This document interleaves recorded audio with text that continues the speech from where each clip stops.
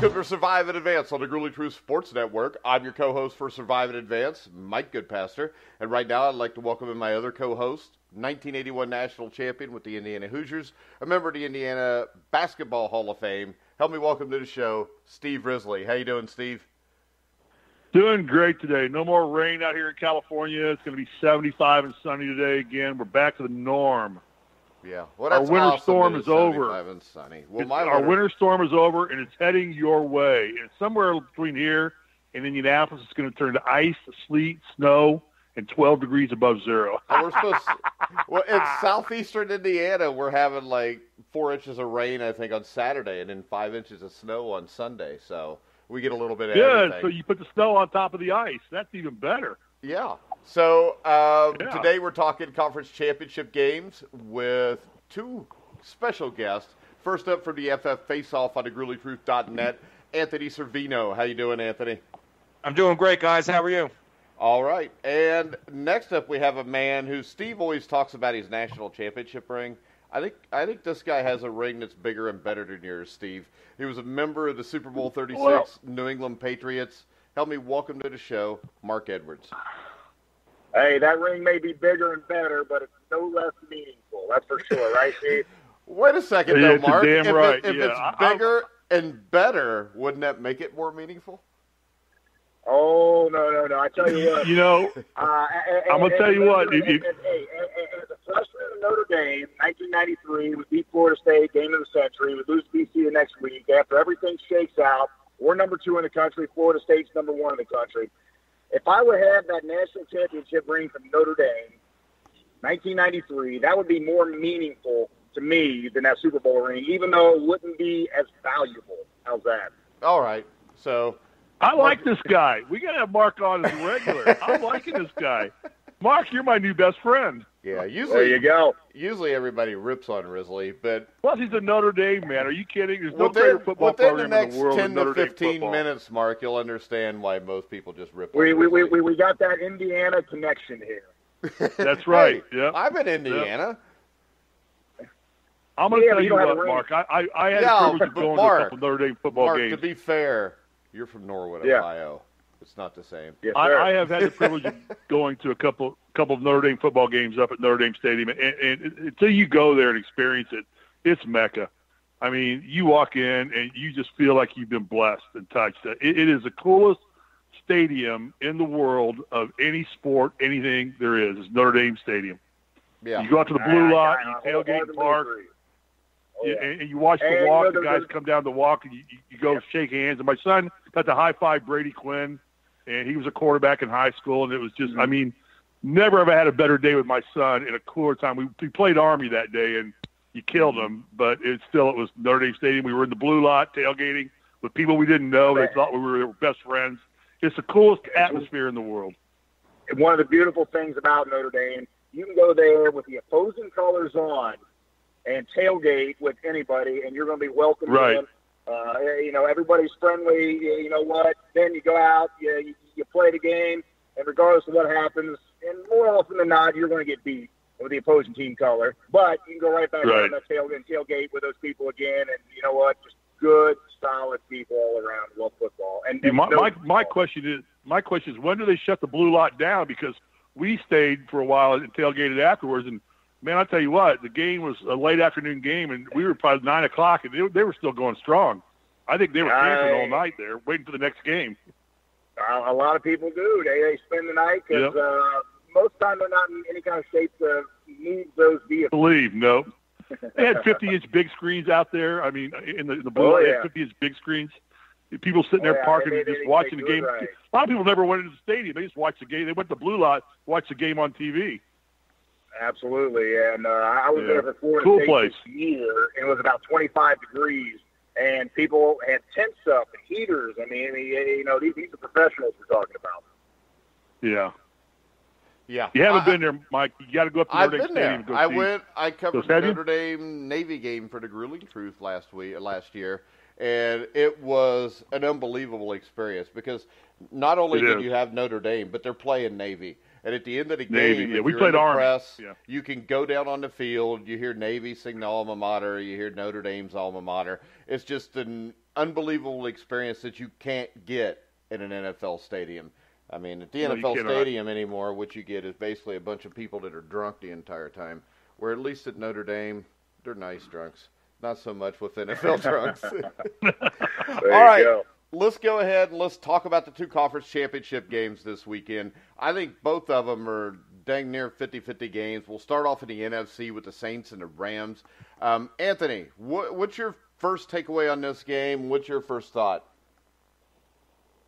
You know, this is one of the games that I feel like is going to be very entertaining. We have the coach and the players going back and forth with the gumbo comments and Marcus Peters. I think that's the matchup I'm interested in the most. The last time the Saints and the Rams played, Michael Thomas went absolutely ballistic, but that was with Aqib Talib out. I think Aqib Talib is a big game player. He stepped up in the postseason before with Denver, and I think he's going to have to step up again and try to contain Michael Thomas, who's been matchup proof all season long.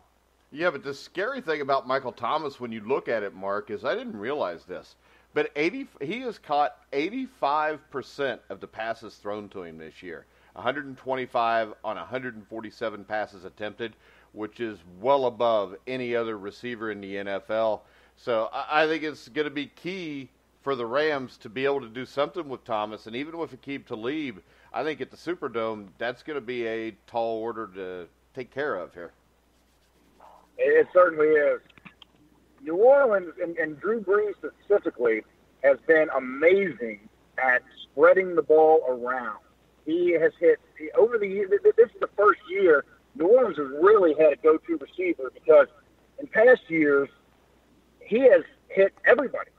He spreads the ball around better than any quarterback in the league, and I don't know how him and Michael Thomas have connected so well this year, but there have been a couple games where Michael Thomas only had 4 catches, and they're still putting up big points. So they are not solely dependent on Michael Thomas. They got enough weapons in there with Kamara, the tight end, and the rest of them around there that they're downright scary.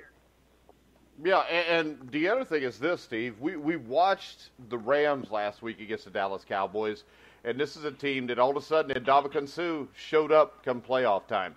So when you look at them, the Saints have a great running game. They have a great passing game, but the Rams have the guys to combat that and get after the quarterback and to possibly at least slow down the rushing game. Well, I think that's the key for the Rams is for Goff not to make mistakes. If Goff is the unknown quantity here, how he's going to handle this type of pressure in a playoff game. We don't consider him an upper echelon quarterback. He's an adequate quarterback on a very good football team, a great football team. But where the Rams' chances lie in the fact that we can get Sue and Edwards and those guys, the defensive pressure coming in, and getting Breeze a little bit off balance, and getting him to force some throws or rush some throws a little bit, and maybe throw the timing off a little bit. That's probably really the only real chance that the Rams are going to have here is to throw Breeze off. And they've got to rely on Gurley a lot, which the running game is going to have to carry them, I think, in this game big time. Well, I think this, when I look at the keys to this game, the thing that stands out to me is still this, Mark, is the fact that Sean Payton's been there before, McVay hasn't. We know that Drew Brees can make a play to win a big game like this. We don't know that about Jared Goff. I completely agree.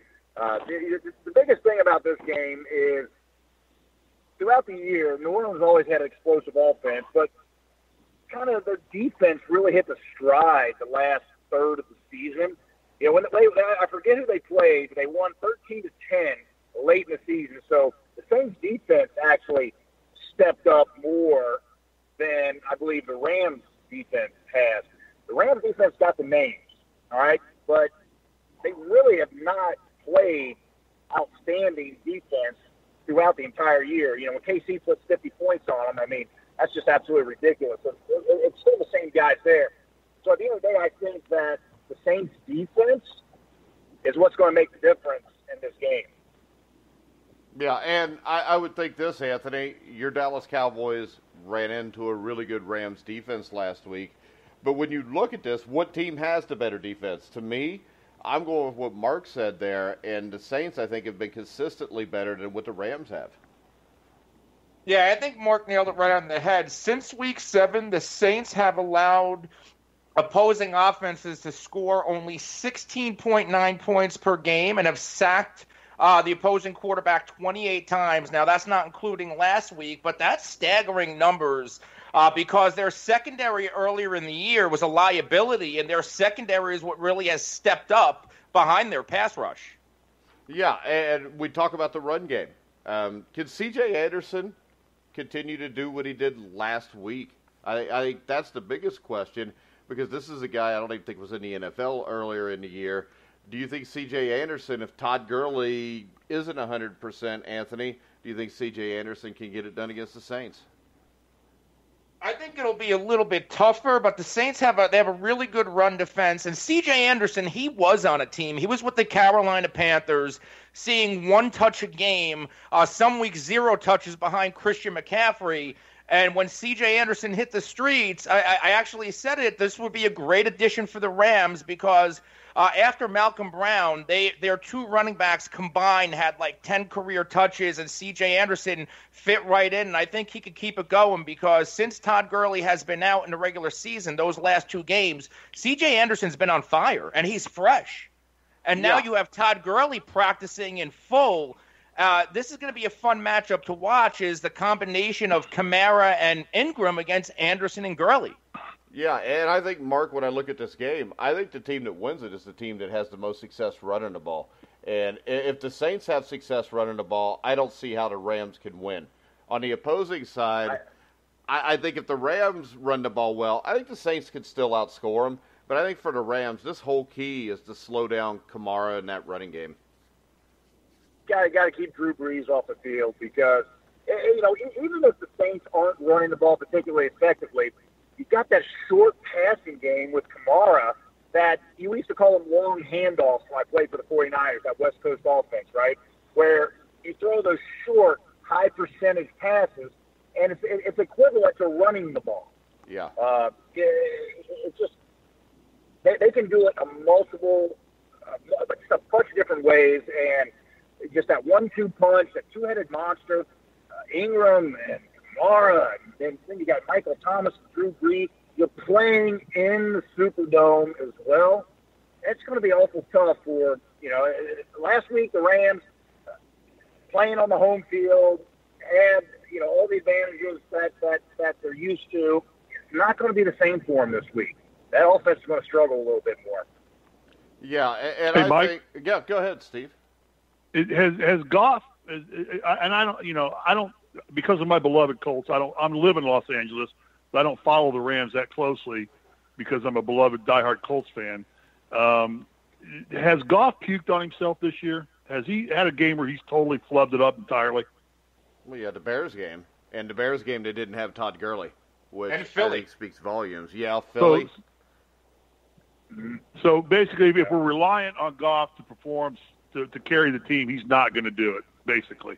We don't know if he's going to do it. He hadn't been in this situation, and there's a big difference, Mark, between a playoff game and a regular season game.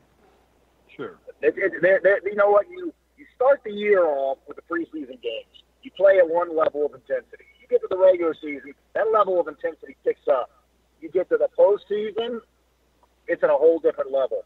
So he's going to be seeing things happen faster. He's going to have to react faster.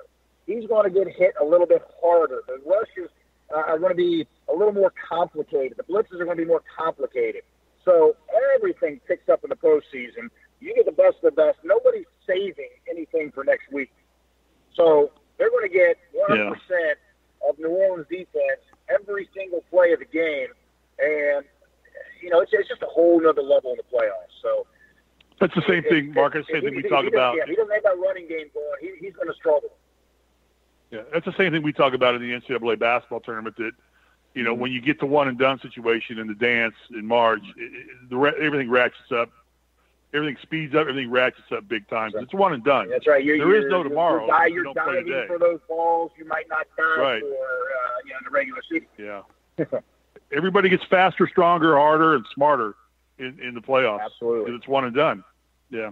Mm-hmm. Well, and I think you have, the 4 highest scoring teams in the NFL in the Final Four. But I think it goes deeper than that. I think the difference is this. I think all 4 of these teams have top 10 offensive lines, Anthony. And I usually pick my game by who has the best offensive line and who has the best defensive line. And right here, especially with the Saints, I think the Saints are the second best offensive line left behind the Patriots. I think the Rams are closely behind. The Chiefs are very good. So I think it still goes to show, if you're a fan of a team and you've got an Aaron Rodgers or an Andy Dalton and you think they suck, it's probably the offensive line's not as good as what it has been. Yeah, I like the Saints' offensive line a lot.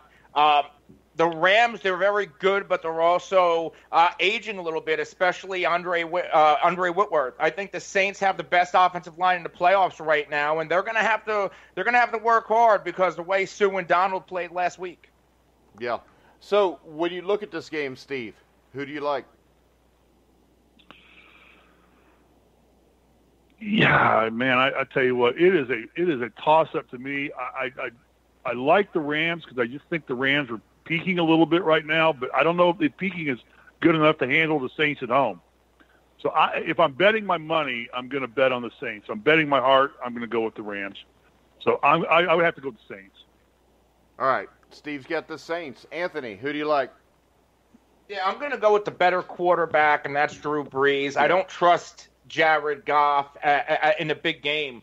I know the Rams did what they wanted to do last week, but that was because of the running backs. Really, Goff was only 15-28 for 186 yards, no touchdowns, no interceptions. And at one point, Troy Aikman called 2 of Goff's back-to-back throws, and I quote, horrendous. That can't happen against the Saints, and I do feel like they'll get some pressure on him and cause Goff to make some mistakes, so I like the Saints here. All right, Mark? I'm going with the Saints and their defense. I think that's what makes the difference in this game. I think their defense can handle Goff better than the Rams' defense can handle Drew Brees and Kamara and Michael Thomas. I'm thinking 34-31, who dat? All right. I'm going to go – I think the Saints win this game. I think they've got the better head coach. I think they've got the better offensive line. They've got the better quarterback, and the quarterback thing's not even close. And the Saints' defense is better than the Rams. I mean, they've been consistent all year. Sure, Sue may show up, but as we know, Sue may not show up, or he may do something stupid. So I trust the Saints in this game. I think the Saints win this game by 10 points. Next up, we've got Mark Edwards, former team, the New England Patriots, will travel to Kansas City to play the Chiefs. So the first question here is, Mark, if this weather is going to be freezing cold and it's going to be below 10, has there ever been a better bad weather quarterback than Tom Brady? There certainly has not been. I don't know how many games he's played in the snow, and it almost seems like he gets better when there's a blinding snowstorm out. The colder it gets, it doesn't bother him. You know, he's put that glove on his throwing hand in the past. You know, he can do it a variety of ways, and he's seen everything. So, that the weather is a non-factor as far as the Patriots are concerned. Now, is that going to affect Patrick Mahomes, Big 12 quarterback? You know, that remains to be seen. He hasn't played consistently in this kind of weather, maybe never. So it's very interesting to see how he is going to hold up. All right, so if it's below 10 degrees, who do you think has the advantage here, Steve?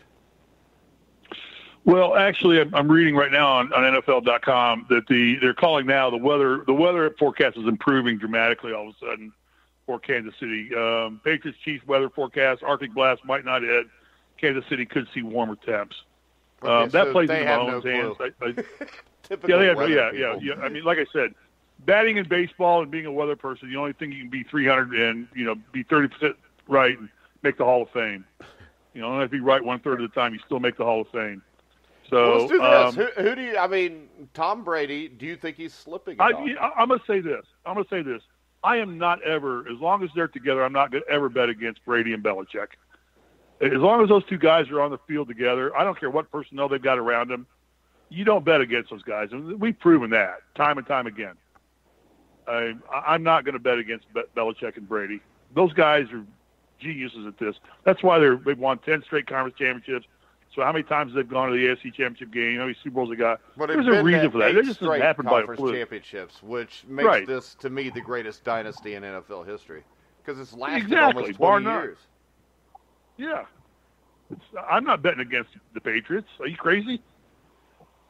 All right, so Anthony, we know Steve's crazy.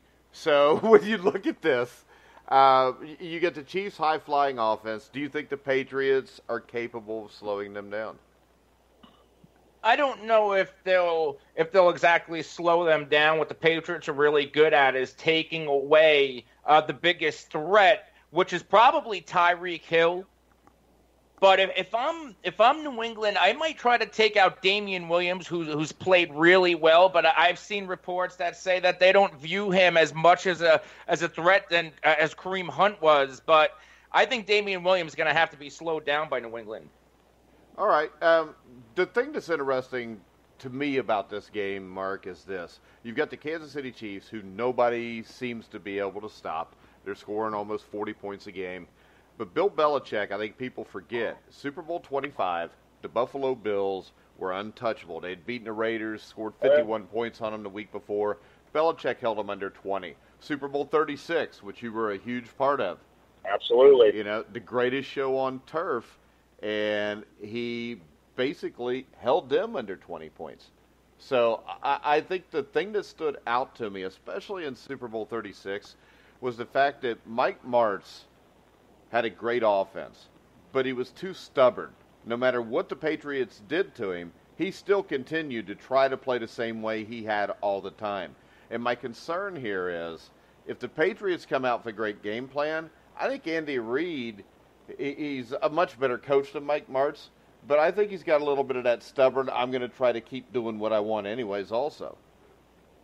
Yeah, one of the biggest keys to the Patriots defense, and mind you, this is a very different Patriots defense than what faced them in week 3 or 4, whenever they played, and you know, it was a complete shootout.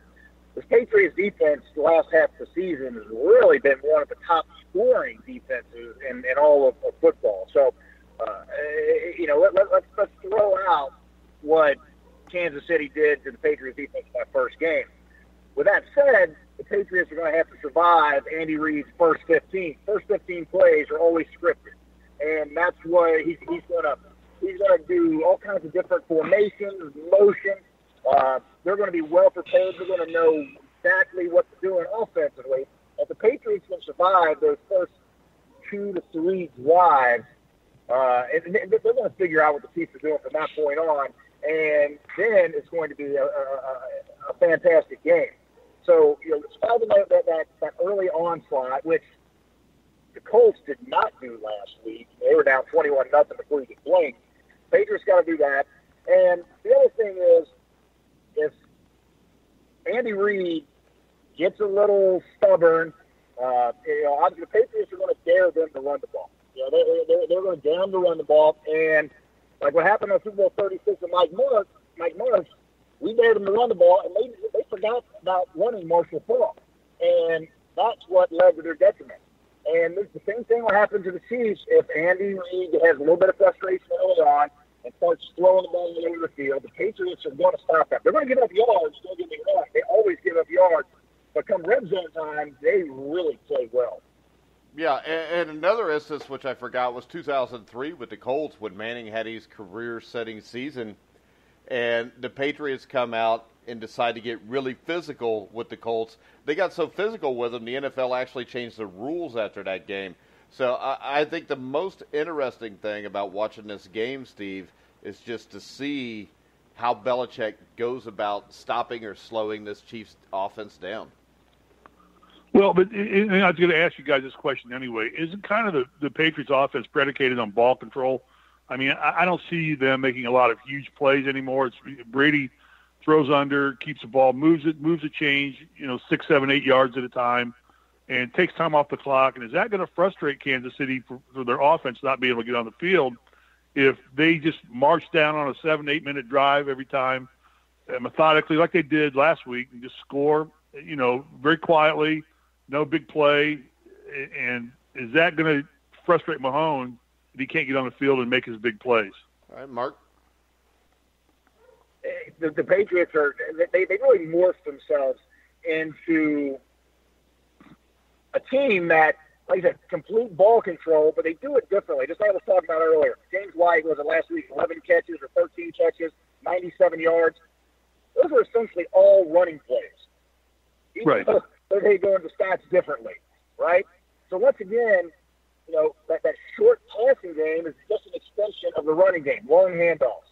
And that eats up time. And, even sometimes, those are 2 and 3 yard completions. You make somebody miss, all of a sudden they're 10, 11-yard completions. Once again, as good as Kansas City offense is, the Patriots got to keep them off the field. Got to keep Mahomes off the field, and they're very good at that short passing game, being disguised as a running game and doing that. Yeah, and I think I think what we saw with the Colts last week, Steve, was the fact that they came out with the idea to run the ball. And then it seemed like after that first drive, the second drive, 3 and out on 3 passes. The third drive, I think they go 3 and out on 3 runs. And it seemed to me like they never had any continuity because I think they came in just planning to run the ball down the Chiefs' throats.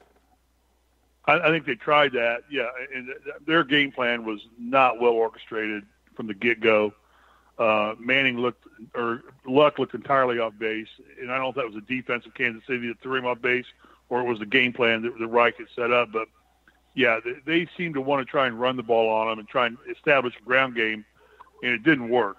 It didn't work at all. Then when you get into a third situation where you got to throw, they become a lot easier to defend. When you know they're going to pass, you can drop into your perfect coverage. So, but I think Brady and Belichick are a lot smarter than that. They'll mix it up, and like Mark says, they use that short passing game as a running game, and that becomes very difficult to defend because they do have some deep threat. You got to pay attention to that, but I just think the Patriots can be very difficult to defend, and nobody executes better in a playoff situation than Brady. Yeah, and I think not only that, but with Sony Michel, they actually got a running game too. So I mean, they're coming at you 2 ways. So go ahead. Right. Yeah, and the scary thing there is they could run James White in and they can throw the ball out of the backfield. And we talked about Damian Williams, but James White's one of the best running backs out of the backfield catching the ball, Anthony.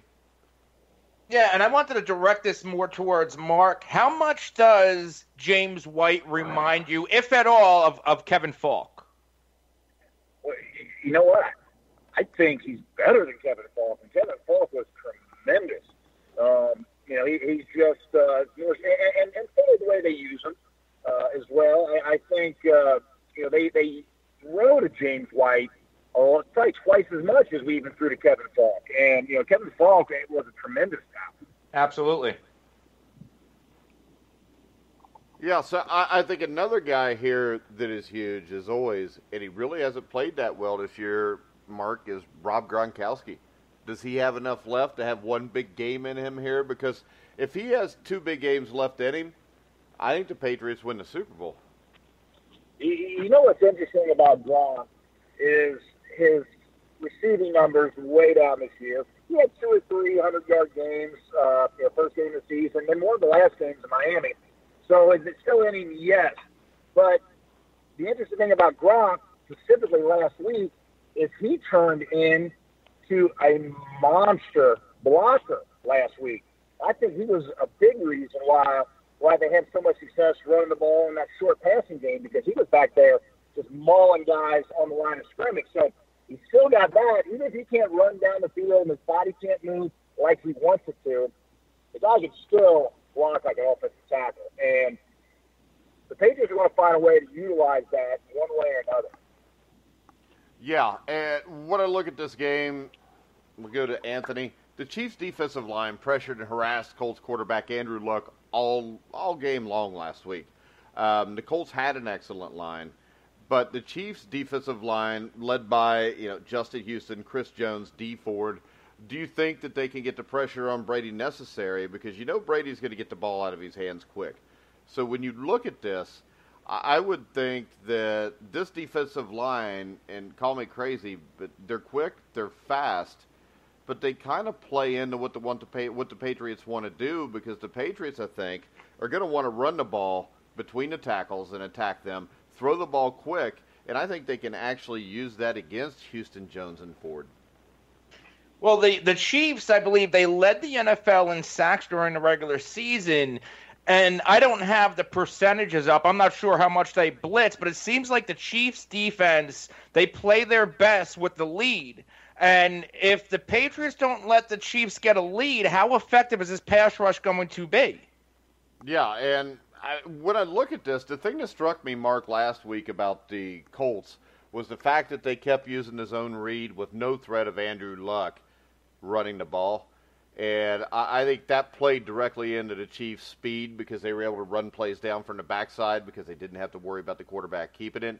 When I look at the Chiefs' defense, they're number one at getting after the passer, but they're the worst in the NFL against the run. I would think this is a game where when you play this Chiefs' defense, with all the speed they have, you're almost better just to run right directly at them between the tackles. Absolutely. The thing is, the Chiefs get all those sacks because they've been playing ahead so many games. So all of a sudden when your offense is scoring that many points, it makes your defense a heck of a lot better. If the Chiefs can't get those points on the board, that neutralizes a lot of that pass rush, because it keeps the Patriots multidimensional with that short passing game, with Sony Michel running the ball, and, Tom Brady's just the field a little bit. The other thing is, Tom Brady knows how and when to get rid of that ball. You're not going to sack Tom Brady a bunch of times, specifically if you don't put them in a one-dimensional situation. Yeah, and the thing about that pass rush for Kansas City, one of the stats that I found was no team has registered more quarterback pressures at home this season than the Chiefs, 118. That's in 9 games at Arrowhead, but they are nowhere near that on the road. At home, they surrender 17 points a game. Away, they were giving up almost 35 points a game. So I think this team, when you look at it, you look at the numbers, you look at the way they've played this year, to me, they're almost a team that I would kind of call front runners, Steve. Repeat the question. I'm sorry. I was reading some stats. I can't repeat that question. It was long. Let's see. All right. Do you think the Chiefs are a front-running team? Because to me, it seems like if they jump you early, they're a great team. Kind of like Cam Newton. Well, the Carolina Panthers. It'd be interesting. And I was thinking of this when we were talking about this. It's almost like, what do you do here, Mark? All you guys, Anthony. If the Patriots win the toss, do you take it and just march down and score, try and score right off the bat? And because I think it's a great point, Mike. If the Patriots can get up on them, it puts the Chiefs in a defensive position right off the bat and have to play catch-up right off the bat. It puts a little bit more pressure on Mahomes. So I was actually thinking that if I was, and I'm not a football genius by any stretch of the imagination. I'm not a genius, period, by any stretch of the imagination. I'm sure, Mike, you'll have a comment on that here in a second. No, I won't say that. Yeah, I said it all. I know. But I would almost take the ball and use their ball control, eat up 6, 7, 8 minutes off the clock, march the ball down the field, put 7 points on the board, and say, okay, catch me if you can. Because now I control the game. I agree. I agree. The whole is when it's toss, they're going to like to take the ball. It's just it's going to be one of those games where Belichick and co, they're going to go for it on 4th down and a little more friendly situation. Maybe on their own 45-yard line, 4th and 2, 4th and 1. You've got to take a few more chances in a game like this. Just like when I used to play against Peyton Manning, they'd be on their own 35, 4th and 1. We're going for it because we may not be able to stop Peyton Manning. So I can see a lot of that happening with the Patriots this game as well. Yeah, and what I see here is this, and this is one of my other keys. Doug Peterson and the Eagles won last year against Belichick because they were not afraid to take a chance. If you're going to beat Belichick, you got to go in this game playing to win it. And the history of Andy Reid in the playoffs, Anthony, is not exactly of a man that'll take a chance to win a game here. No, Andy Reid doesn't have the greatest track record in the playoffs, but I found this stat that in the Brady-Belichick era, the Patriots have only given up 40 points, I believe, like 7 times, and 3 times have come against Andy Reid and the Chiefs. How many times in the playoffs? I don't think any. How many? What did they score against Bill Belichick in the playoffs? I think the Chiefs did play in New England a couple years ago, didn't they, Mark? Oh gosh, I think they did. I'm not sure. It's escaping me right now. Yeah. When you play 39 playoff games over the last 18 years, whatever Tom Brady has played, all the teams look like they look the same to you. The Patriots won 27-20 in 2015 at home. Yeah, 2015 was a bad. Yeah, I think you just don't want to give Mahone the opportunity to get out front, because then Mahone gets his cocky, and justifiably cocky. I mean, he's earned his right to be cocky. He's got a great season, but he'll start doing his flippant plays and start doing his stuff. And he's magical with that stuff. I mean, he makes that stuff work. Yeah, I still say at some point, though, you don't want to give him he's going to throw a no-look pass. You don't want to give Patrick Mahomes it's going to be a really bad turnover. Yeah, I just don't think you want to give Patrick Mahomes a stage. If you can keep him off the stage and make him play catch-up football and have to do due diligence rather than do the flamboyant stuff that he loves to do, and he does it very well. So it's apparent, it's incumbent for the Chiefs or the Pats to get out front quick and make Mahomes play level-headed football rather than the stuff he did against the Colts when they got up 21-0. Then he just went hog wild on the Colts end. Yeah, and the Colts defense was not strong enough to handle that at all. I would say it's safe to say that this week, Mark, the Chiefs are going to play a little bit better than what the Chargers did with their cover 3, not getting after Brady at all, because last week that defense played into the hands of what New England wants to do. I would imagine with Kansas City, we see him come up, maybe press the receivers on the line, disguise coverages, blitz every once in a while. I don't think they're just going to sit back and let Brady pick them apart the way that Gus Bradley did with the Chargers last week. Yeah, but, last week it really seemed that the Chargers might have been the most talented overall football team left, and the Patriots just made them look silly. Yeah, but that was coaching. Half, You can't play cover 3 against Tom Brady. Back off, everybody, and just let him pick you apart. I just thought the game plan was atrocious by the Chargers. Yeah, but at the same time, it's about the Patriots' execution, because you can sit back, you can do whatever you want. If Tom Brady and co can execute, it doesn't really matter what defense you're in. I mean, you can press, and guys can beat you deep. Some mid-range crossing patterns, whatever. He's seen it all. He's done it all. So at the end of the day, you're still going to have to get pressure on him. Those are the only times that really Tom Brady gets beat. You see when he lost, the New York, in those 2 Super Bowls. You get pressure on him. And last year in the Super Bowl, it was one pressure that made the difference in that game. The one pressure won that game for the Philadelphia Eagles, and that was it. So at some point, you're going to have to bring it, and you're going to have to get to Tom Brady. If you can get to him with 4, then you're going to have a lot of success against him. Yeah, because that's the way people have beat him in the past. That's how the Giants did it in that Super Bowl. Basically, you rush 4, everybody else can cover. And if those, but let's face it, I don't think, even though Kansas City's defensive line is good, it's nowhere near what that New York Giant defensive line was, because they were 6 or 7 deep on guys that could get after you. But how good are New England's tackles? Because basically what the Chiefs did to the Colts, they rushed from the outside. They shot their defensive ends in up top, over the top, and came in the back door on luck all day long. I mean, they didn't beat them up the middle. Our core of our offensive line and the Colts held them, but they killed us coming around our 2 tackles. Their defensive ends are so quick to get up there. Is that a factor, Mike? It's always a factor. The thing is this, though. against the Colts were trying to throw the ball down the field. If Brady's getting rid of the ball quickly, I think that eliminates it a little bit. The tackles are good for the Patriots. I actually think the Patriots' offensive line is either the best or the second best left here. And I think their right guard, Shaq Mason, is a stud. So I don't think Chris Jones is going to do much with him. And I think Shaq Mason's a guy who's among the best offensive linemen overall in the league. I don't think he really gets the credit he deserves. He hadn't made a Pro Bowl yet. But this Patriot offensive line, I think, can handle the Chiefs' defensive line, Mark. See, the other thing is, when we played against the Raiders in the Snow Bowl back in 2001 playoff run, we started the game off with like 3 or 4 straight screen passes because their defensive ends got up the field and created havoc, right?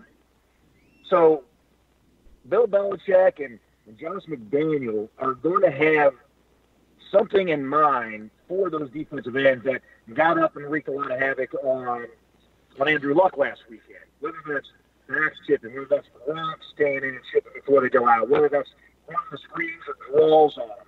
So if they start doing that early on, they're going to slow those defensive ends down. And the way that people beat the Patriots is getting people up in Tom Brady's face. So if they don't get that pass rush up the middle, Tom Brady's going to be able to step up because there's offensive tackles going to have, chip help and things like that.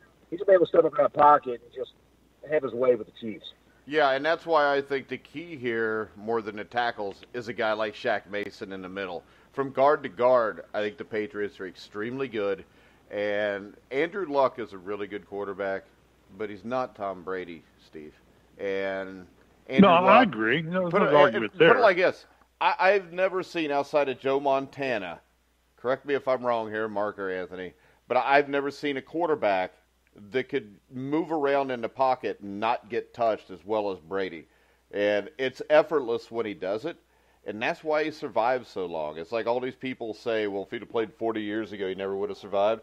He would have, because he still wouldn't have got hit as much as everybody else does, because he has a sense and a feel. You hear people talk about pocket presence. The greatest pocket presence I've ever seen was Tom Brady, which is why I think he's the greatest quarterback I've ever seen.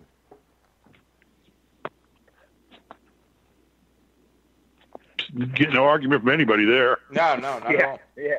But I mean, we're all in agreement. It's just, what's your point, Mike? One small movement. What's My your point, point is this: the tackles don't matter as much as the ends don't matter as much as the defensive tackles. And one of the things Tom Brady does better than any other quarterback, maybe ever, is just he moves within the pocket to find the opening in the pocket, if you will. Some quarterbacks, they break out and they scramble. Tom Brady steps up. He moves to the side. He finds the opening in the pocket better than any quarterback ever has. Yeah, that's what I mean by that. People talk about pocket presence. His is more a pocket sense. It's like he has an innate sense to make the move that gets him out of harm's way and gives him an extra second to throw the ball. Just that little subtle move is all he needs. Absolutely. All right. Two things about Brady. One is he's the most unrattleable quarterback in the NFL. He'll get rattled. I've seen him rattle once or twice in the whole time we watched his career. But I can't even pick out the times, but I'm sure there's a couple where he's been flustered a little bit, but you're not going to fluster him. He's going to stay poised. Secondly, he's going to keep himself healthy because he's got to go home to Giselle. So, he's not going to be injured, go home and say, sorry, honey, I'm hurt. I can't do anything tonight. Oh, That's come not on, happen. Steve. Get out of the gutter. That's where I expected he'd go. All right, Patriots, Chiefs. Who you got, Anthony? I'm not going to go against Tom Brady here. I know the odds of the Patriots on the road. I don't care about that. I'm going to go with Brady and Belichick until I see somebody stop them. All right, Mark. I don't even think I have to ask, but who do you got in this game? They're definitely the Patriots. I think, this is the Chiefs have won one playoff home game last week, against a team that wasn't even thought about in the playoffs the last couple of years because of Andrew Luck. So they beat a completely inexperienced playoff team. Mahomes is really in his first playoff drive. Hasn't been there, hasn't done that. You cannot go against Belichick and Brady. 28 playoffs win. It's going to be 29 after this Sunday. Higher scoring game, 35-28. All right, Steve? Yeah, ditto. I mean, I'm not going to bet against Belichick and Brady until somebody proves you they can consistently beat them. Okay. I agree. So we're all boring. We all picked the exact same thing on both games. But that means that, we all have a chance of being completely wrong, which could happen. I think... Why you play it again? I will say this. I will say this. The Patriots win a close game, 27-24. The difference is Brady and Belichick. I think that the Patriots-Chiefs game is more clear-cut than the Rams-Saints game. I don't. I do. To me, there's just a small edge here, and that's at quarterback in both games. And I think the Saints-Rams game has the best shot of being a one-sided game. Because I could really see if the Saints come out and the Saints get the ball first and the Saints score, Saints stop the Rams and the Saints score again, I could really see with Jared Goff at the helm, the Rams just crapping down their legs. Because Sean McVay's never been in a situation like this before. Jared Goff's never been in a situation like this before. And I think you could see this game get away from him real quick in the first 10 minutes. And Patrick Mahomes has never been in this situation before, so. But this is the difference, though. That kind of goes both ways, yeah. Yeah, but you got to remember this too, though. I think Patrick Mahomes is better than Jared Goff. I completely agree. So that's why I think the Kansas City New England is more up in the air. That and Kansas City's at home. If this game was in New England, yeah, it'd be a no-brainer to me. But it's in Kansas City. But there's also the fact that Kansas City's home field advantage has been overrated for decades. I mean, their last home playoff win was one with Joe Montana at quarterback before this Colts game that they won. An aging Joe Montana. Yeah, I think it was that time, yeah. 1992. They beat Pittsburgh in a wild card. I think that was I remember back then, I was in high school, and every time Joe Montana went down, you weren't sure if he was going to get up at that point in his career. Yeah, but if he got back up, you were in trouble. Yeah, absolutely. But, all right, Mark, Anthony, I want to thank you guys for coming on. Wait, I have a question. I have a question. Okay. Mark, in doing my research of you, I found that you are the second player in Notre Dame football history to ever be carried off the field by your teammates behind Rudy Rudiger. Well, now, Angelo Pizzo is a friend of this show and has been on this show. Do we need to call him and see if he can write a script, and we can do maybe Marky instead of Rudy? How about Eddie? I tell you what, Rudy, I played more in my first game as a true freshman than Rudy did in his entire career. So I'm going to need at least a trilogy. All right? Yeah, but you didn't get near as much. You didn't get near as much mileage out of all those years in the NFL and Notre Dame as Rudy did out of his 3 plays. Absolutely. 3 plays, exactly. But that's quite an honor. Has anybody been carried off the field since you? I'm sure it has. You know, the legend gets bigger and grander every single year as far as that goes. But you know, I'll take it and I'll run with it. How's that? How about this, though? That's an incredible honor. This. Yeah. I've talked to a couple Notre Dame guys that were on that team in '75, and they all said it was just a joke when they did it anyway. So you're the only one that was seriously carried off. Right. USC 1995, beating Keyshawn Johnson and those Trojans, buddy. Anytime Keyshawn Johnson loses is a good thing. Mm-hmm. All right, guys. Anthony, you'll be back Monday. Mark, do you want to come back Monday and talk about the games? I'm going to be traveling on Monday, so I should be able to call in, yeah. Okay. We will give you a call Monday. Great. Then, get Mark back. And we'll go with a little Panic Monday with the Conference Championship reviews with Mark and Anthony. We're going to take a commercial break, and we'll be back with the Sheridan Report. Anthony, Mark, thanks a lot for calling in, guys. Thanks for having us. Thanks, guys. Hey, go Patriots. Go Patriots. I'm with you. I'm with you, too. All right. Take it easy, guys. All right. Thanks. We'll be back after this commercial break. Hey, sports fans. Chris and Graham here from the Grueling Truth Network. Baseball's boring. It's too slow. Where's the fun in it? If you think that, then why the hell aren't you listening to Out of Left Field with us on thegruelingtruth.net? On our show, we make baseball way more than just a bunch of numbers. You'll laugh with us, probably yell at us, and hopefully learn a thing or two from us. Ever wonder what it's like to be a major league umpire, or why they made the call they did? Lucky for you, we have our own umpire on the show, even have big league umpires stopping by from time to time, and even the occasional big leaguer or two. And all of that's just the first 10 minutes. Come on by and join the fun. Listen to Out of Left Field with Graham and me every week on thegruelingtruth.net, and give us a follow on Twitter and Facebook. Just search Out of Left Field with Chris and Graham, and like our page on Facebook, or use our Twitter handle, @OOLeftField. It's that simple. See you all this week when we put the ball in play on Out of Left Field. All right, guys. When we were doing this show, or doing that commercial, if you heard somebody whistling along in the background or making stupid noises, that was Steve Risley. Steve? Are you there? Okay. So, people can hear that. I wasn't whistling during the show. You were humming along during the commercial, though. But that's all right. Well, commercial. Well, they're going to blot that out anyway, so who cares? No, I don't know if it gets blotted out or not. You may hear Steve singing. But right now, we've got Bobby Sheridan from the Sheridan Report. How you doing, Bobby?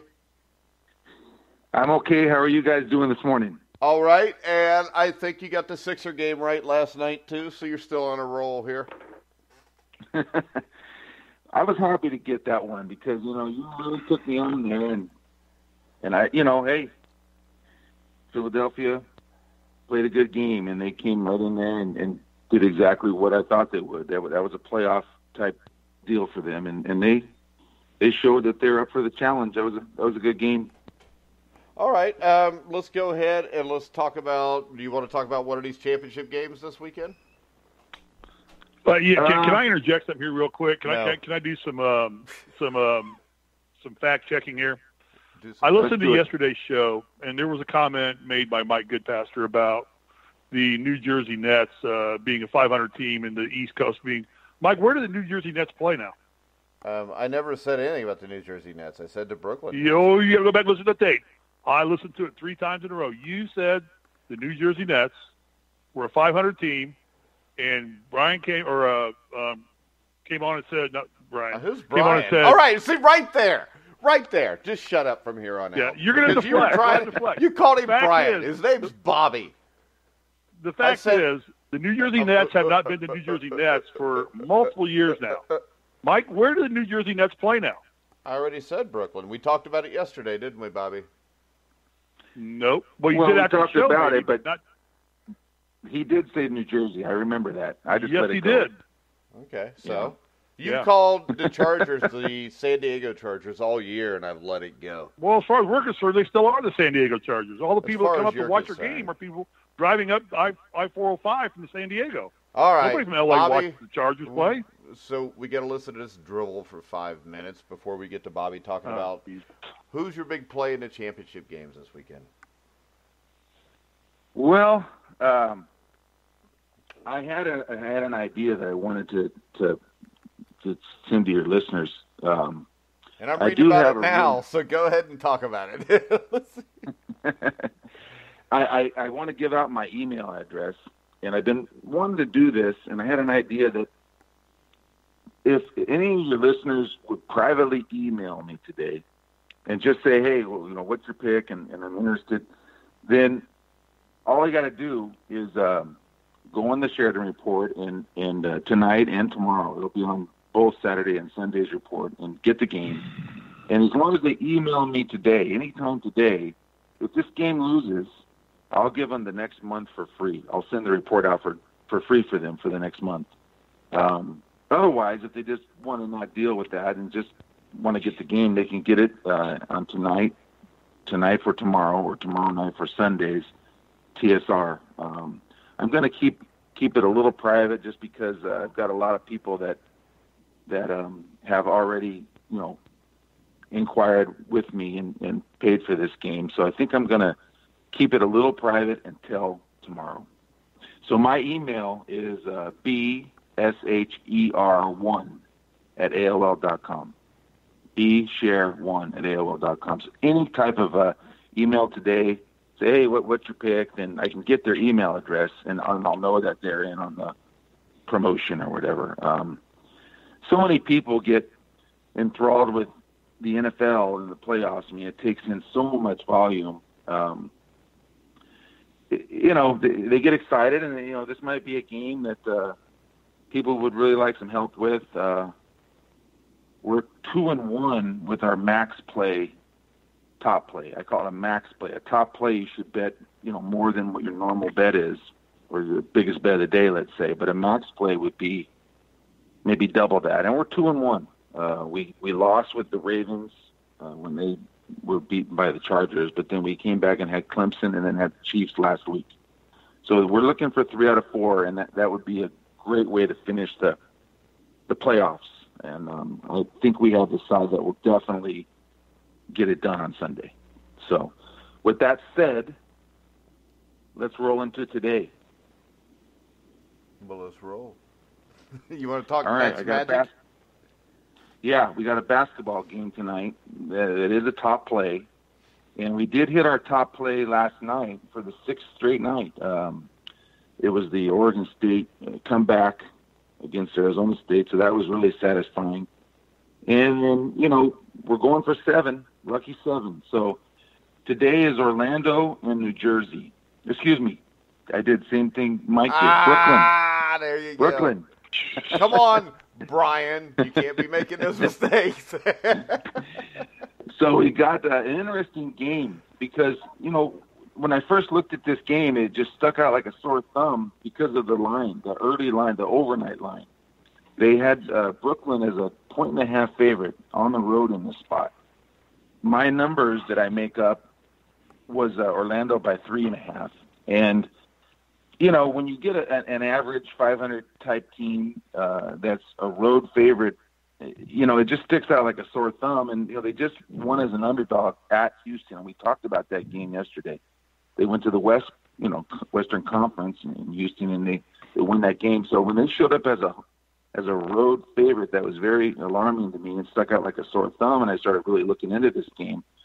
Well, that's gone now. Orlando's already a 1.5 favorite. So that was a pretty swift adjustment to maybe a really bad opening line. So I think we're on the right side. And Vegas has already made the adjustment. Orlando this morning is a 1.5 favorite. So here's what we've got. Both of these teams are 2-1 over their last 3 games. And what's interesting, you don't see this very often, is both teams have victories over the same opponents. They both have beaten Boston and Houston, and by the same margins. So, that's just a really interesting little sideline of this game. And this is the first of 3 meetings that these teams will have over the next 16 days. So this is going to be a series, these 2 teams, to watch over the next 2 weeks, and we'll follow it. Orlando just won in a back-to-back home situation last week. We talked about Boston and Houston. Those were back-to-back victories at home, and they won both. Obviously back-to-back victories, and they're going to get a chance to do it again. They play the Bucks tomorrow. Now, in between there, they traveled to Detroit, and I call that like a test game. And they were down 11 in the early 4th, and they could have gone away, and they didn't. They forced overtime. They outscored them by 11 in the 4th and forced overtime and really should have won that game. And they got beat by 5. But they passed the test. This team is playing some good basketball right now. And I really liked him tonight at home. I had a question for Steve about this game. And Steve loves the NBA. Well, it's not really NBA. It's more of a basketball question. Orlando owns a front court advantage in this game. Vucevic, Fournier, and Gordon are real formidable players for them, and that's where their makeup of their team is. And then they're playing a team, New Jersey, that's gotten really great production from their backcourt. Spencer Dinwiddie and the ex-Laker D'Angelo Russell, who's really found himself. He's averaging over 20 points a game. So it's a front court edge versus a backcourt edge, and that's what we have going tonight with Orlando. And I wanted to ask Steve. My question was just from a basketball standpoint. It could be grade school or the NBA. What happens? Do you have any insight that you can add? When a team has a front court advantage, playing against a team that has a backcourt advantage. What, as a coach or basketball person, what would you rather have on your going for you? Well, it depends on where you're playing. If you're playing college, I'd rather have a strong front court. It's still the ability to dump the ball inside, where fouls are called legitimately and fairly. And anytime you can punch the ball and you get your shooting percentage up, you're going to score on more opportunities. The NBA is quite a bit different, though. It's more of an outside game. Right. Even most of your 7-footers can shoot 3-pointers and play on the perimeter a lot more. The NBA is not built really anymore since Jabbar and those guys went away as really what I call an inside or a front court league. Most all the guys you look at today are perimeter players, and the game in the NBA, to me, from what little I watch it, is a perimeter game. So if I had to choose between one of the two in the NBA, I would choose to have a stronger backcourt than a stronger front court. You can get the ball to the court quicker. You can penetrate better. The referees tend to favor little guys going against big guys on fouls because the fouls are called more arbitrarily than they are in college. So in the NBA, I'd rather have a stronger backcourt. Okay, well, that's an interesting answer, and it's not an answer I wanted to hear, because we've got the front court going in this game, but definitely I was really curious as to that answer. But Orlando has a 14th ranked defense in the NBA, and the Nets are down there in the 20s. And so where I look at this game, I think we have a very close game in the fourth quarter that the home team is going to make enough defensive stops and adjustments and play to the ranking and win in the fourth quarter. I think Orlando's going to win this fourth quarter. And let's see if I'm right on this one. I think Orlando will win the fourth quarter and, Mike, let me ask you a question, Mike. Are there any great post players in the NBA right now? Again, I don't follow the NBA that closely. Are there any truly Jabbars left in the NBA? Closest thing is probably what? Anthony Davis, Bobby? Yeah, or the guy you watched last night. Embiid is just a beast down there. But really, is Embiid a true post player? Is he or is he not? I see him on the wing. He can play the post. Yeah, I think the question is this. Well, a lot of guys can play the post. How about this, though? Play the post, here's my question. You talked about guys like Jabbar, Moses Malone, Hakeem Olajuwon. I still think this, though. Even though the game has changed, if there was ever a guy like that to pop up again, that team would dominate because nobody would be able to defend them. So the thing that's why I asked you the question. Yeah, but the thing is this. Anthony Davis had New Orleans in the playoffs. They made a run last year. But the problem you have, even with Anthony Davis, is if you look at Jabbar, look at what he had around. He had Rambis, which was the enforcer. He had James Worthy. Parrish had McHale and Bird around him. So, it takes more than just one post player, I think, to be able to dominate a game, don't you, Steve, at least at that level? I don't know. Because it's been so long since there's been a dominant post player. Olajuwon probably is the last great one, isn't he? Or David Robinson? Well, Shaq. How about Shaq? I think Shaq. Shaq. But, I don't know who retired. I don't know who retired last. Well, Shaq retired last, I think. Shaq, yeah. I think the last legitimate great post player that had moves was Hakeem Olajuwon. Shaquille was a truck that would run over you. Right. If you could find that player, I think you would dominate the NBA because nobody could stop it. Yeah, but nobody's trying to develop that player now. Well, does that player even? How many 7-footers are there in college anymore? I don't know of many teams that have 7-footers on their squads anymore. Well, and I can't think of a college team that's got a legitimate 7-footer on the squad. When's the last time a 7-footer was an All-American? Anthony Davis. I can't. I'm not being a jerk. I don't know. Davis. When's the last time we had a great All-American 7-footer? Yeah, Anthony Davis is the only guy that really comes to my mind as a guy that I think one player with post players back then. Since Shaquille O'Neal. Yeah, and Anthony Davis is more nuanced than Shaquille O'Neal was, but Shaquille O'Neal could just run over you. Right, and that's no disservice and to he got Shaquille protection. O'Neal because he got protection from the referees too. I think the greatest center to ever play the game was Hakeem Olajuwon. I mean, the way he threw the outlet pass, his drop step, hell, he could pull you out 20 feet and drain a jump shot over you. I mean, he ran the floor better than just about any big man you ever saw, and I think he gets underrated when the conversation comes to big men. He's probably the most underrated big man in the NBA history of the NBA because he's never going to be up there with Chamberlain, Jabbar, and those guys, but he's every bit as good a player. Probably better, like I said, better. Yeah. He did more. He had more options with Olajuwon. He could do more things. Chamberlain and Jabbar weren't going to pull you 20 feet out and drain a jump shot on you. No, they were not. They were ineffective more than 10 feet outside the bucket. Yeah. But that sky hook no doubt. Was still the most indefensible shot in basketball history. It's the biggest weapon ever to play in the NBA was a sky hook. But I don't think that the game has morphed itself into a perimeter game. When you got the Durants, 6'10" Durants, and guys like that, the Westbrooks that are 6'8", 6'9", 6'10", going out and playing the perimeter and playing the wing. But don't you think all that, Steve, comes back? And really, we really started to see the degeneration of the post play probably mid-'90s.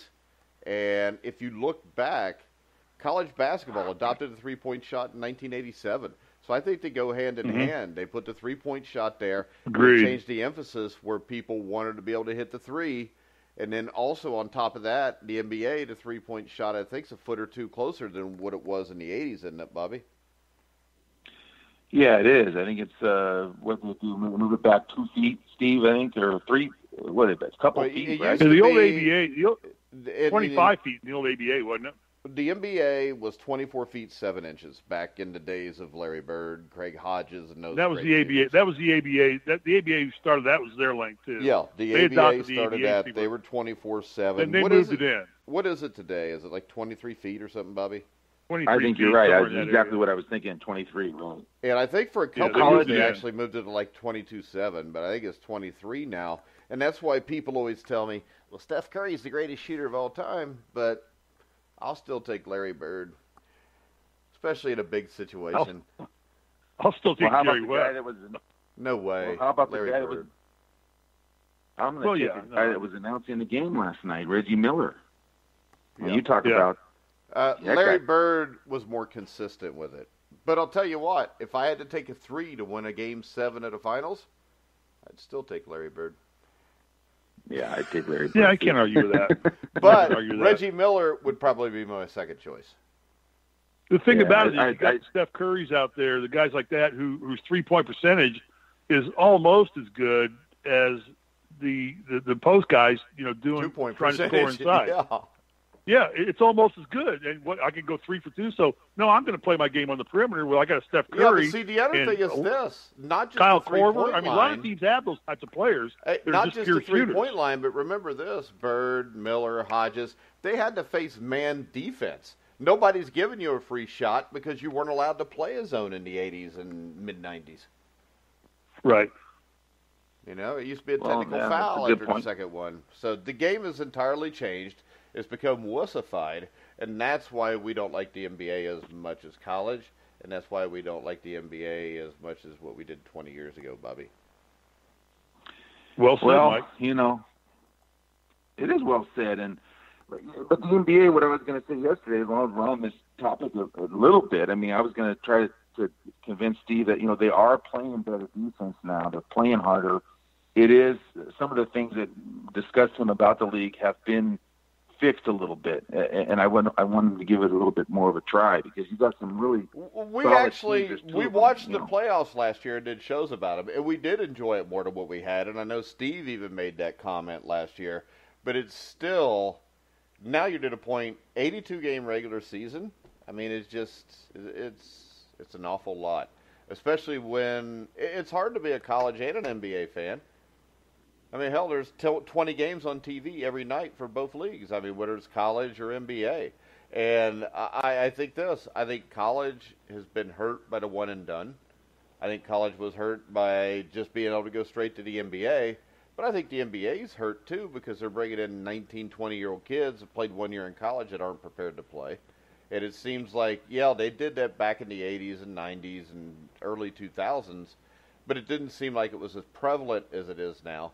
It's like now you know that 2 guys from Duke, 2 guys from Kentucky, a couple of guys from here and there are all going to come out early, and I think it hurts the quality of play in both.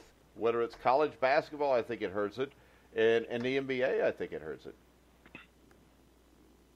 Because let's face it, I watched Romeo Langford, and I don't see a guy that should be picked even in the first round of the NBA draft. I may be wrong there, but he can't shoot the outside shot. He's soft. We're not on the IU show, so I figured I could be honest, Steve. Well, I mean, he's so young, and his body is – they're going to fix his body within 3 months. They're not going to fix – you can fix a man's body all you want, but I don't care what your body is. If you're a warrior, you're a warrior. You know, I've seen skinny guys that, you know, Steve Alford, no matter what you want to say, Steve Alford was a tough dude. You know, Reggie Miller was skinny as hell, but Reggie Miller will gouge your eyes out to win the game. Romeo Langford won't. I mean, Romeo Langford takes over a game when he wants to try to take over a game. Guys like Isaiah Thomas, who, I'm sorry, Isaiah was what, 6'1"? Maybe weighed 190 pounds? I mean, come on. Physically, he's a lot smaller than what Langford was, but you know what? If you put them in a closet together and told them only one could come out, Isaiah Thomas is the guy that always comes out. And when I look at this in the NBA today, I think the majority of guys, and this is why Romeo may make it in the NBA, is because the majority of guys in the NBA are soft. They just are. I mean, there's none of this, no dunking allowed where you foul the crap out of somebody because you'll be kicked out of the game and suspended for a week. I mean, that's my problem with the NBA. You know, there's got to be a little violence in the sport for me to have some interest. And that may be bad, but that's what I like. I mean, if you're going to dunk on me, why can't I knock the crap out of you? I don't want you to dunk on me. I don't want you to get 2 points. I don't want to be humiliated on national TV. But these guys, he'll stop, he'll pull up, he'll put his arms up, he'll watch him dunk, he'll kind of laugh. Hell, he might even tell him good job before he takes the ball out. I don't want to see that. I want to see Kurt Rambis take out Kevin McHale or take out Cedric Maxwell, and then Kevin McHale and Kurt Rambis get in a fight. I want to see Larry Bird and Bill Laimbeer rolling around on the ground throwing punches at each other. And back in the day when I watched basketball, you might get a one-shot technical for that. Nobody thought anything of it because you were supposed to be a man to play the game. Anymore, you don't because they allow boys to play. And what you get is boys playing basketball. They're playing for a lot more money than they used to. I just don't see the determination and drive there. And really, a lot of what I just said is why I don't watch near as much college basketball as I used to either, because I think it's a lot softer sport than it used to be. Definitely right. Yeah, when I was playing, there was no easy layup when we were playing in 78, 81. If you're going to go to the hole, you may score, but you were going to pay the price for scoring. I mean, you were going to get hit. You were going to get something was going to happen to make you flinch as you went up. And if you could still score then good for you. You earned it. Man, but there's no back off and leave it alone and let it go. I remember I think it was the 86 or 87 NBA playoffs. Seattle Supersonics were playing the Houston Rockets. I watched every game of that series, and the reason I watched it is because Maurice Lucas was an enforcer on one team. Xavier McDaniel was on the other team, and I knew there was going to be at least 3 fights out of the 6 games, and there was. And it was awesome. I mean, what's wrong with a good fight? You know, this society has been so dumbed down that if somebody makes fun of me, ooh, my feelings are hurt, you're bullying me, I'm going to go tell somebody so you're in trouble. Where I grew up, if somebody bullied you and got in your face and called you something you didn't like or smacked you in the mouth, you busted them in the face. Because if you didn't, and I came back and told my dad, this dude was picking on me. And my dad, what'd you do about it? And I, well, nothing. My dad probably would have spanked me. Because I remembered a situation in school where a kid challenged me to a fight. I didn't want to fight him. I was a little bit afraid, and I go home to my dad, and my dad said, you don't go kick his ass. You're going to have to answer to me when you come back. We live in a society where everybody just wants to tell on everybody for being mean to them instead of just stepping up and being a man and saying, hey, if you want to mess with me, we can go. Because this society was a hell of a lot better when men were raised that way. Men are raised today to be sissies. He's on a tangent, Bobby. Don't worry about it. It's a great tangent, though, and I know with the age of you two that both of you completely agree with me. Hey, Bobby, where were you when the Germans bombed Pearl Harbor? Hey, the Japanese Mike, bombed Pearl Harbor. I do agree with you, Mike. I do. I'm just not as passionate. That's all. Yeah. Well, I'm passionate about it because our entire society as we've known it is gone. Because you know what? Today maybe I'll feel like a man. Today maybe I'll feel like a woman. And you got to deal with it because if not, I'm going to tell somebody that you made fun of me. And there we have the political views of one Mike Goodpaster. That's not a political view. Bobby. That's not a political view. That is a life view. All right. Bobby, what happened in the Australian Open last night? We had a couple of upsets. We did. Steve, Mike, I got to tell you this one. The match, the Seppi match that we had, we hit everything in basketball. We're 3-0, and we had a great day and feeling good. And I'm finishing up today, looking at today's stuff, and Seppi's up 2-1 over Tiafoe, the American. He's up 2-1, and we're looking at getting another tennis match. And, the fourth set was a tough one, and he kind of lost it at the end, and then the fifth set, Tiafoe wins and Seppi loses. The match isn't over 5 seconds, and ding, I get a notification. Here's Risley. Oops. Seppi, oops. Go USA. Have a good night. I'm not working against you. I said, don't bet against the USA.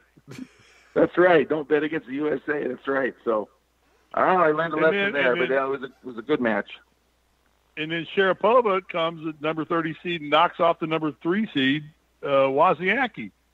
Is she a legitimate contender now?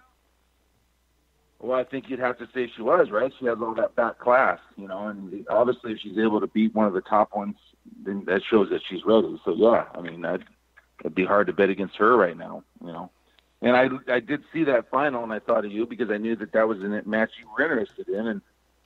And so, did you watch that match? Well, I didn't think Sharapova had it in her. I thought, Sharapova, I figured her pretty much washed up, basically, since the suspension.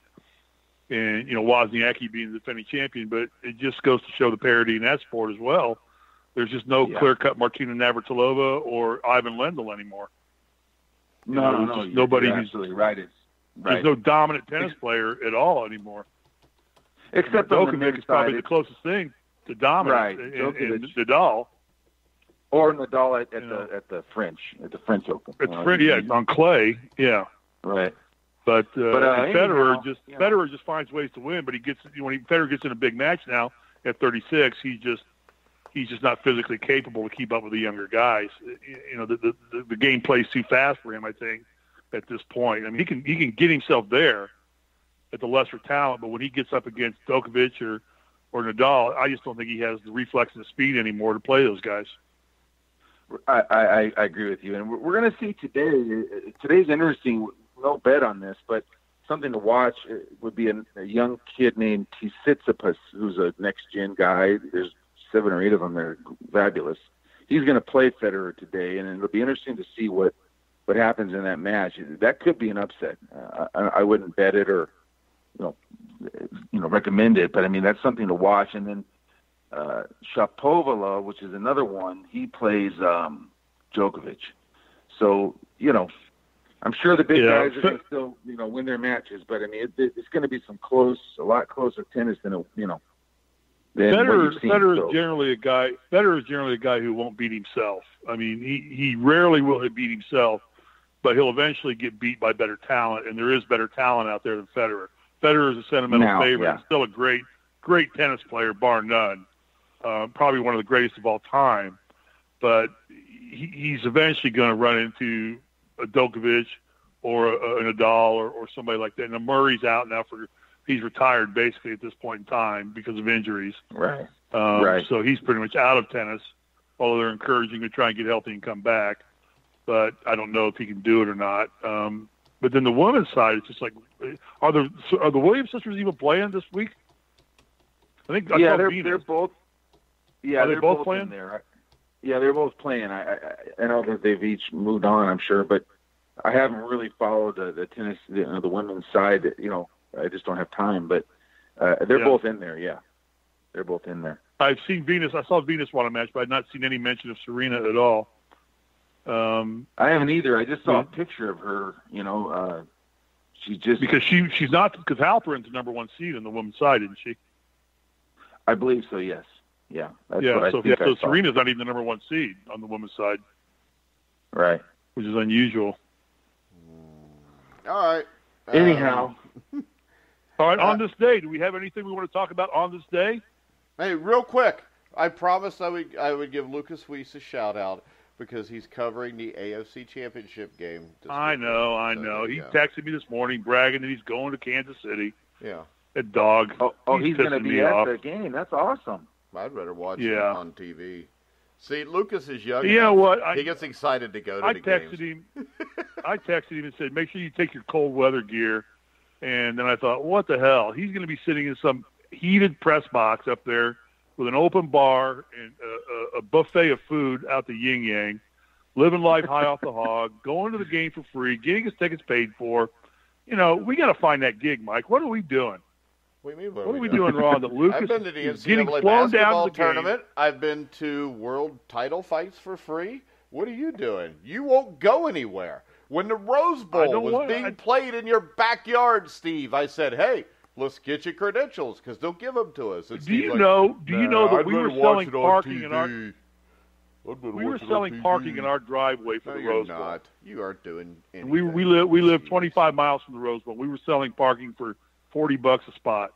Yeah. Didn't sell any, but like bought. I said, you're on the West Coast with UCLA, USC, all this. Anytime you want to go to something, we can get you credentials, but your old ass just don't want to go. You know what? The Forum, that's the Forum. What is it? Staples Center is probably 20 miles from my house. Yeah. It takes me 2.5 hours to get there. What the hell? Well, see, That's not worth it. I got UC, Xavier, both high-quality basketball programs I'm credentialed for. Right. I've been to one and game you can drive this around year. in Cincinnati. I haven't been to one game this year because, man, I could just watch it on TV. As long as they give me my credentials to the NCAA tournament, I'll go to that because it's in Dayton. Now, I might go because I think they're playing in Anaheim. I think the West Regionals are in Anaheim. Well, yeah, because my perfect thing is this. The first four is in Dayton, and then I think the second round is in, Louisville, and then the regional finals are in Columbus. So I may go to all of them. Or I may just go to the one in Dayton for the free food and stuff and chill out and watch the other ones at home. But I could go. Just the fact is this. They still play Lucas, that. When you're 55, 60 years old, see if you want to go to that. Yeah, have fun. Well, Lucas. Good for you. Bully for you, Lucas. I look forward to Lucas also said you were gay, by the way, covering. Steve. So before you congratulate him too much. Lucas said that, true, he's gay about Steve Risley. So. I don't get that at all. He said you're gay. And you complimented him. He said I'm gay? Yeah, you complimented him. Okay, Lucas thinks I'm gay. Well, you can go to Spreaker and you can see what he put. He's like, I'll give Giselle Steve's number if you give me a shout out. And I innocently put, he don't like girls. And then Lucas put, true, he's gay. So I said, give it to Tom then. But there are so many Twitter and internet trolls out there right now. Lucas, don't become one, Lucas. Stay a man, Lucas. Lucas, just go do your thing. Don't be a troll. Hashtag don't be a troll. Don't be a troll. Don't shade. We don't shade you. Don't shade us. On this date, he said that he's joking, but I don't see a facial expression to see if he's joking about joking about you sound like being he's joking gay, to me. It doesn't to me either. So I'm very disappointed. But I'm going to stay above the line. I'm not going to call him names. I'm just going to wish him well. Have a great time in Kansas City. It's an honor to go do that. Have a great time. Dress warm. Enjoy your trip. We look forward to hearing stories. If you ever lower yourself enough to come back on our show, I know we created you, and now you've moved on to bigger and better things, and you don't exist to us anymore. We're just nanooks from the South. Wait a second, Lucas, Steve, go ahead, do your thing, buddy. Steve, 2 weeks ago, wasn't he on this show? Yeah, it was 2 weeks ago. What have you done for me lately? Oh, you want to have him all the time? We got Bobby Sheridan now. Who needs Lucas? We got Bobby Sheridan. We lighten Bobby up a little bit, get him cracking jokes, and not quit. Bobby, listen to this. Mike and I don't ever disagree. We don't fight. Don't worry about it. Everything we do is for fun. So don't worry about it. We get pissy with each other. It's kind of like Martin and Lewis. I would be Martin because he's the handsome guy. I'm Lewis and he's Martin. He's like the crooner, Yeah. I'm the village idiot. That's okay. I'll play my role and play it well. All right. On the Sheridan Report, at the end of every one, there's an On This Day in Sports History. What do you want to talk about today? Bobby? Well, the one I want to talk about, I think, would be up your alley, being a football guy. Is everything's up my alley as long as you're not talking about NASCAR. There you go. 1963, this is the day that Al Davis was named the head coach and GM of the Raiders. And I think he kept that until he died, right? I mean, not the head coach part, but he kept his presence there until he died in what was it, in the early 2000s, late 90s, or I don't know. But anyway, this was the day that he was named. And so I wanted you to talk about what your thoughts were on Al Davis. I think he's one of the most underrated football men of all time. I think a lot of that was hurt by his last decade and a half with the Raiders. Was a brilliant football mind. What? Let me ask you the time to your question. Just to kind of give you a little bit more platform to speak on. Is he considered one of the great innovators of football to the modern era and changed the way the game was shaped, the way it was played? Does he carry that reputation with him? What do you mean by that? He changed the game. I mean, the way the Raiders played football, the way the AFL jumped on board. I mean, he certainly was part of that process. He was part of it. He was. I don't know if it's a great innovator. I think he brought a lot of things to football. I think he got a lot of. You got to remember this. He started off, and there's a great book about Sid Gilman. Sid Gilman's maybe the greatest offensive mind in football history. He's in the Hall of Fame. This is a guy that when he was in his 80s, I mean, he was still. There was 8 teams that would send him film every week to break down. Sid Gilman was a legendary offensive mind, and Al Davis's first job was under Sid Gilman. That was with I think it was the Rams, and then they became the LA Chargers after that in the AFL. But Davis was the backfield coach, and that staff included, Jack Faulkner, who ended up being a great NFL general manager, and Chuck Noll. So his first coaching job was Sid Gilman and Chuck Noll. Gilman was in charge of the staff. Noll was the next guy down. Davis learned from them.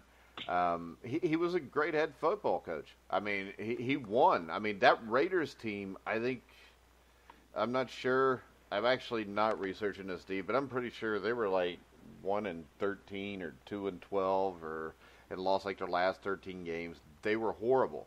He had them by 1965 to where they were an 8-win team. I think he bought the team in 1972, but probably his biggest legacy is he became the AFL commissioner in 1966. And I don't think it's any coincidence that shortly after that, the NFL-AFL merger was taken care of because it began in 1967. So, yeah, when you're talking innovator that way, I mean, not directly X's and O's innovative, but as a commissioner, as an owner, he was innovative. And as a Raiders owner, I mean, you look at this, we talk about the Patriots dynasty, and it, I think, is by far the greatest dynasty of all time. When you look at the Raiders, though, from the late 60s up until probably the mid-80s, they're up there as one of the 5 to 10 biggest dynasties of all time. Lucas Weiss wants me to bring up Lamar Hunt as an innovator, which he was. But I think Al Davis, I mean, basically told the NFL to go to hell. He moved his team when he wanted to move his team. You know, they didn't want him to move from Oakland to L.A. He did. Then he moves from L.A. back to Oakland. Not big on that, but from 67 to 85, the team won 13 division championships. I think they won an AFL championship. They played in Super Bowl II, got beat 33-14 by the great Packers teams. Won 3 Super Bowls, 15 playoff. I mean, the guy seriously was a great owner.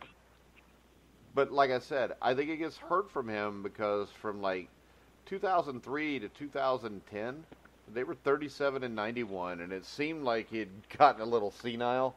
So it's kind of like, you know, if you were born and maybe 9 years old in 1980, the main thing you remember from Muhammad Ali is getting bludgeoned by Larry Holmes. You don't realize that other stuff came before that, and that's what made the legend. And right, I'm pretty sure Al Davis introduced the silver and black in 1963, which they weren't until then.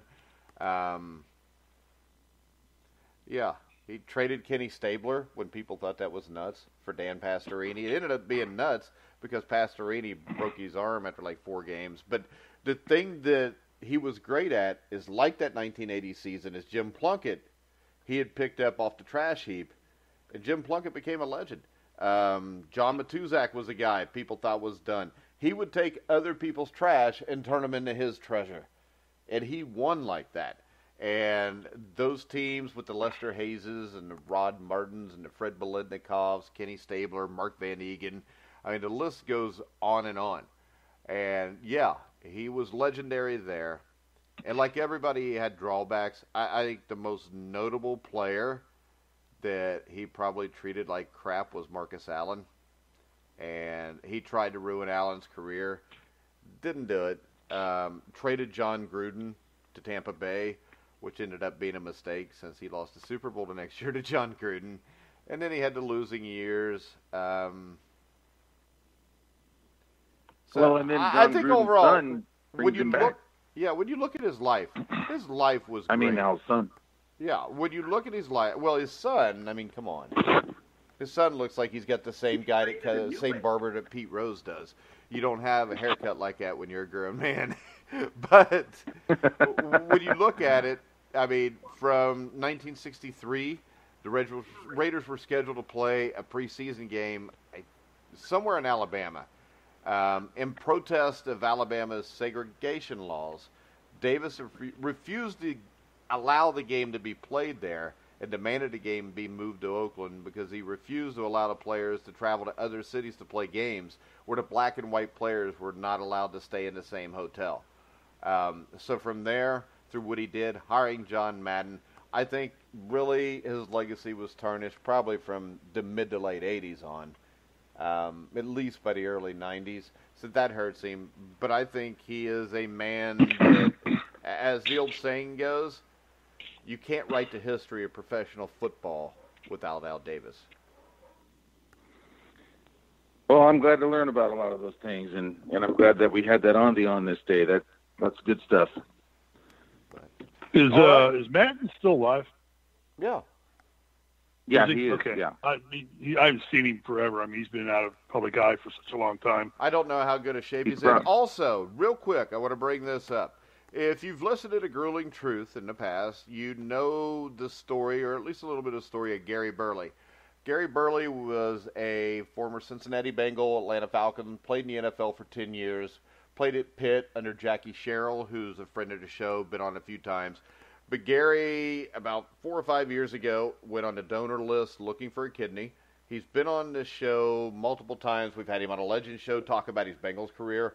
We've had him on the show. I interviewed him 3 or 4 months ago as a plea to try to find a kidney donor.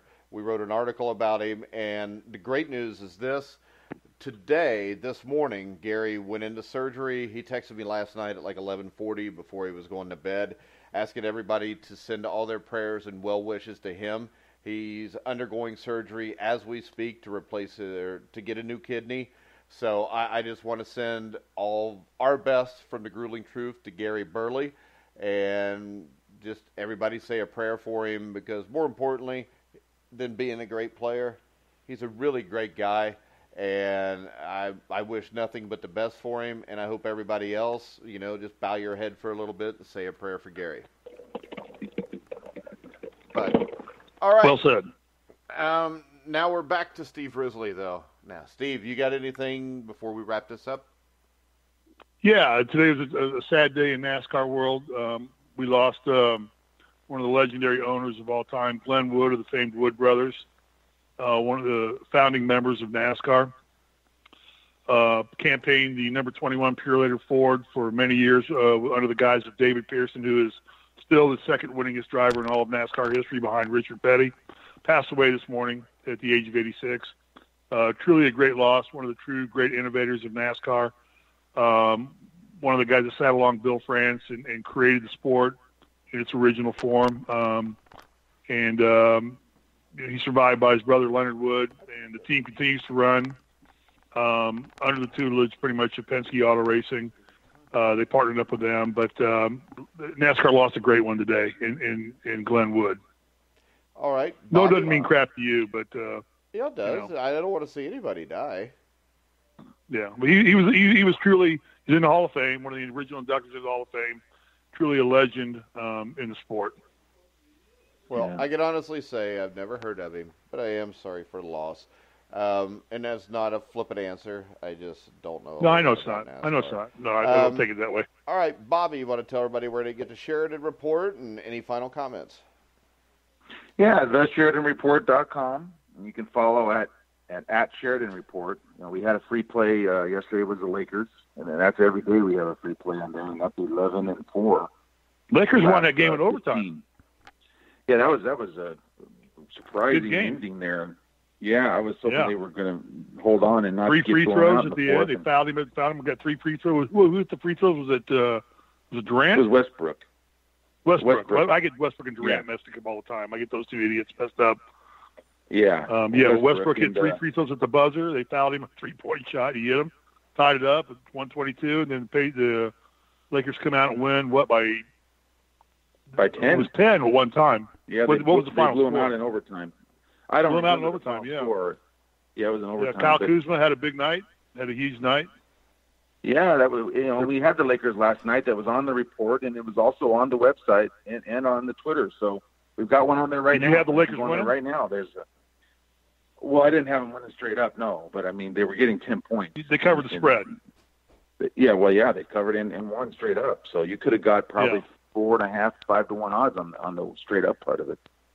So it was a big win, and there's a pick on there right now that we have not gone over. You can get it's on there, and then email regarding this football game Sunday, BSHER1. You can email me privately. That's at AOL.com. Well, how about and this? I'll get back why to don't you you do this? Why don't you tweet out your email when we put out the link to the show, and in that way people can see it easier. Can see it, right? I'll do it. See, All I right, knew guys. I liked Bobby because I too still carry an AOL email address. It's just kind of a good workhorse. I don't care what kind of junk you put on the email address, But I still carry srisley34 at AOL.com as my kind of general email address. All right. I have a private Bobby? one. Yeah, Orlando -1.5 tonight. It's +1 on the sheet, but you can't get that anymore. It's Orlando's minus a point and a half. Let's get that win tonight. Let's make that 7 in a row top plays. Let's make it 5 in a row on your show that we've hit, that we've analyzed in depth, and I'm hoping for that for your fans, for your listeners, and for everybody that follows. And Orlando tonight is in a good spot, and I think they'll get it done. So, all right, guys. Let's do that. So make sure you check out the Sheridan Report. All right, guys, we're done for the week. We will be back on Monday to talk about the conference championship. What? We will have IU Basketball Weekly post-game show following the Indiana-Purdue game tomorrow. Yeah, we will. Why don't you promote that a little bit? Okay. Well, the IU basketball show tomorrow after the Indiana-Purdue game with me, Colin Hartman, and Steve Risley. Make sure you listen to us after the game. Thanks, Mike. Way to be enthusiastic about it. But Monday, we'll be back. You're an idiot. Idiot. If I don't go through the whole show without calling you an idiot, I'm an idiot. You couldn't spell idiot if I spotted you to IDIOT. IDIOT. Yeah, I just spotted it to you and told you how to spell it. That's why you knew. All right, we want to thank Bobby for coming on. We want to thank former Patriot Marc Edwards, Anthony Cervino. That was a Jeopardy question last night. That was a Jeopardy question. The answer is, describe Mike Goodpaster, and the answer was, what is idiot? My son got that one right. If you listen to the show, everyone will get it right. Yeah, exactly. Look, Bobby's trying to be cute and funny. All right. We're working on it. We're working on try Bobby. Harder, we'll Bobby. lighten him up. Try harder, Bobby. Come on, Bobby. Try harder. Bobby, did you bring a joke? Right. Bobby, did you bring a joke? No that joke. Was his joke. That was his joke. That was my joke. Yeah. That was it. Come on, he had Bobby, one. That's weak. I thought it was actually pretty good because I got a little hurt and offended, and I'm probably going to go tell somebody now. So make sure you check us out Monday with the conference championship recap with former New England Patriot Marc Edwards, Anthony Cervino, myself, Steve, and of course Bobby Sheridan will be on at the end of that show. We'll talk a little bit about that game and see what his big pick is Monday night. So remember, you can hear everything we do on Spotify, iHeartRadio, iTunes, TuneIn, Spreaker, Stitcher. Wherever you find sports podcasts, you'll find The Grueling Truth. So, for Anthony Cervino, Bobby Sheridan, Marc Edwards, Steve Risley, I'm Mike Goodpaster. You've been listening to The Grueling Truth, where the legends speak.